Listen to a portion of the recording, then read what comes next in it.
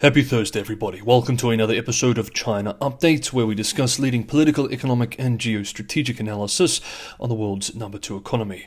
My name is Tony. It is a huge episode today, a very consequential one. We have a lot to cover, so let's jump in. Today is a big day for the world's most important bilateral relationship. As of drafting and filming today's video, the much-awaited Xi-Trump meeting is just concluding.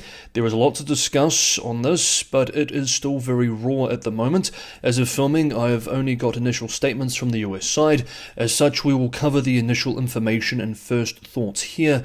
And tomorrow, once we have more details, we'll do a deeper dive into the meeting results, implications, and reactions. For the first time in 6 years, US President Donald Trump and China's General Secretary Xi Jinping met face-to-face on Thursday morning, the local time, in Busan, South Korea, in a bid to cool tensions in the bruising US-China standoff over trade and, perhaps more importantly, technology. The long-awaited encounter, held at an air base on the sidelines of the Asia-Pacific Economic Cooperation APEC summit, lasted about 90 minutes and concluded with both leaders shaking hands before departing separately.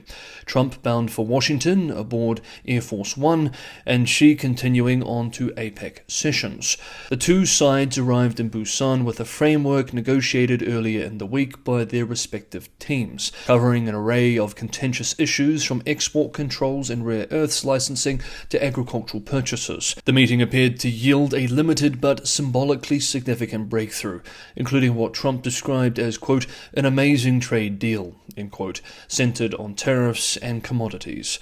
Under the agreement, the United States will halve fentanyl-related tariffs on Chinese goods, down now to 10%, effective immediately, while China will resume purchases of American soybeans and suspend an expanded rare earths licensing regime for at least 1 year. Quote, I guess on the scale of 0 to 10, with 10 being the best, I would say the meeting was a 12, end quote, Trump told reporters afterward, adding, quote, the whole relationship is very, very important. I think it was very good. End quote. Beijing's licensing regime, introduced in April, had rattled global manufacturers by targeting not only exports on specific rare earth elements, but also any products or equipment containing them. The proposed expansion, covering materials produced with Chinese equipment and technologies, had alarmed Western governments and raised fears of widespread industrial disruption. A year-long pause on these measures offers temporary relief to industries dependent on the critical minerals. What will be important now is for Western governments to move quickly to accelerate diversifying efforts and bringing these mining operations closer to home. This is easier said than done, however. In the past, there have been other signs that this should happen, and many Western governments and non-Western advanced economies like Japan failed to do so. Other points of progress included the US postponement of a probe into Chinese shipbuilding practices, a long-standing irritant in bilateral relations. Trump also confirmed discussions about semiconductor access, but clarified that Thursday's talks did not focus on sales of Nvidia's new Blackwell series chips, leaving one of the most sensitive issues in US-China tech tensions unresolved. Though we are waiting on more details, and this is an incredibly important space which we're going to unpack in the second half of today's video. Indeed, this is the space that may make this video I'm making today one of my most important yet. Financial markets offered mixed reactions. Stock futures in the United States fluctuated narrowly, while Chinese and Hong Kong indexes slipped as investors passed Trump's comments, which offered more optimism than substance. Quote, Trump's confirmation of bilateral agreements on fentanyl tariffs, rare earths, chip export controls, and soybean purchases should be supportive for market sentiment, end quote, said a macro-strategist at Lombard Odier in Singapore, adding, quote, his visit to China in April next year should anchor expectations of stability in the months ahead. End quote. Indeed, today Trump said that he would be visiting the People's Republic of China in April next year. Though the immediate market response was muted, the Busan meeting marked a tentative thaw in relations between the world's two largest economies. A pause, at least for now, in a dispute that has unsettled global supply chains and investor confidence for years. But do not be fooled. This is only a pause. Both nations understand that they are now in a deep, long-term strategic struggle for global supremacy, with the United States seeking to preserve its position and China to challenge and surpass it. Before we move to the second half of today's video, I wanted to quote Xi Jinping from the recent plenum. Though it's a word salad we often see with official statements like this, the sentiment and the feeling of urgency and concern is clear. Quote, "As the international landscape becomes increasingly challenging and complex, we must move faster to create a new development pattern and keep a firm hold on the initiative in development.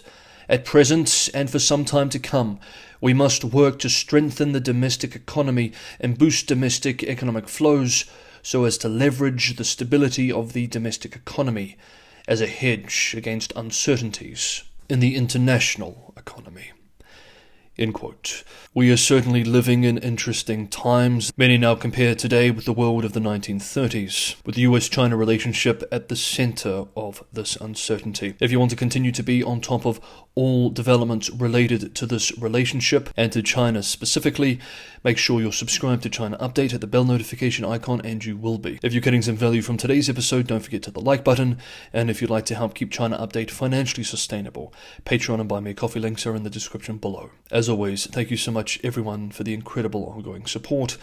Now let's move on to part 2 of today's episode. If artificial intelligence does represent the next great industrial revolution, then it is the technology relationship between the US-led West and China, much more than the trade war, which will make history in the coming decades. China believes this to be the case, according to its nationalist myths. The failure of China to industrialize in the 19th century is what cast it into the stinging humiliations of fragmentation and predations. It does not wish to make the same mistake again. Like we discussed in the first half, Nvidia was discussed during today's talks, and more details are set to emerge in the coming hours and days. There is currently a debate raging in Washington over how strict to make chip restrictions, with Nvidia's modified Blackwell chips, the B30A, at the center of this debate now. Nvidia, which yesterday became the world's first $5 trillion company, is lobbying Washington hard to sell the chips to China. Members in the national security and intelligence community, however, are pushing back hard. Chris McGrath, a national security and technology expert who served in the US State Department until last summer, for example, expressed yesterday, quote, "If this chip is allowed to go to China, there are effectively no AI chip export controls anymore. The reason we have a big advantage on AI is because we have big advantages in computing power and in chips. If we give that away, best case is it's like a tie, worst case we fall behind. We would be trading China our most advanced technology for soybean purchases." End quote. 喂，喂，你好，外卖是吧？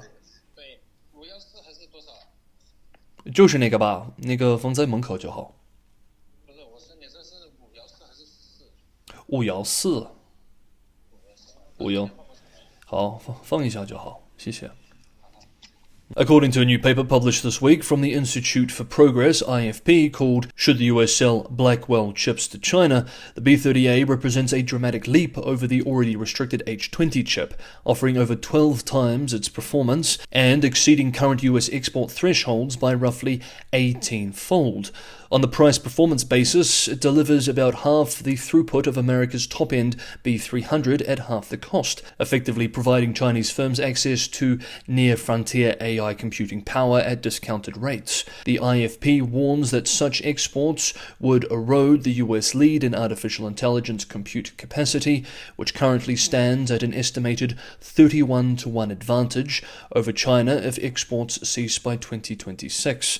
Approving B30A sales could strike that advantage to less than 4-to-1 or even flip it, granting China a 1.1-to-1 edge under permissive scenarios. These chips would allow Chinese AI labs to train models comparable to those developed in the United States, particularly if state subsidies offset their modest cost premium. Meanwhile, analysis by American Compass underscores why these risks extend far beyond commerce. The think tank's report this week, titled "Stop Selling the Rope," a reference to the quote often associated with Lenin, that is, the capitalists will sell us the rope with which we will hang them, argues that China's military-civil fusion doctrine renders any distinction between civilian and military AI uses meaningless. The People's Liberation Army views AI as central to future military modernization, while recent procurement data point to $16 billion in Chinese orders for American AI chips. History, the report notes, offers a cautionary tale. Decades of Western technology transfer have consistently fueled rapid indigenous catch-up and eventual displacement of foreign firms. To avoid repeating this cycle, American Compass recommends a strict prohibition to advanced chip sales and manufacturing equipment exports to China, coupled with enhanced enforcement and traceability measures. And the US does enjoy a solid lead in chip technology, although Chinese startups such as More Threads and MetaX are racing to develop homegrown GPUs. Reporting from Chinese financial media outlet Caixin reveals that their output remains constrained by manufacturing bottlenecks and very low yield rates, below 20%, terrible levels, at domestic foundries like SMIC. These firms are years from parity with Nvidia's leading chips. Huawei itself reportedly does not expect to field a domestic equivalent to the B30A until late 2028 at the earliest. In this context, authorizing B30A exports would not merely sell advanced hardware, it would sell away the United States' most decisive technological advantage in this AI race. On this general point, I wanted to end by quoting a commentary published by Matt Pottinger yesterday. He is a Mandarin speaker and a China hawk who spent many years as a reporter in China and who served during the first Trump administration. This is what he wrote in anticipation of the Trump-Xi meeting today. Quote, "In a matter of hours, President Donald Trump will sit down with Chinese leader Xi Jinping for the first time in 6 years to determine whether America will remain a technological superpower, or, if Xi gets his way, become an agrarian commune beholden to Beijing. The stakes are really that high. Allow me to explain. In November 2017, I accompanied President Trump on his state visit to Beijing, serving as his senior Asia staffer. One of our meetings was with then Premier Li Keqiang, who delivered a pointed message that his boss, Communist Party General Secretary Xi Jinping, apparently preferred not to deliver himself. Addressing Trump from across the table, Premier Li painted a menacing picture of the not-so-distant future.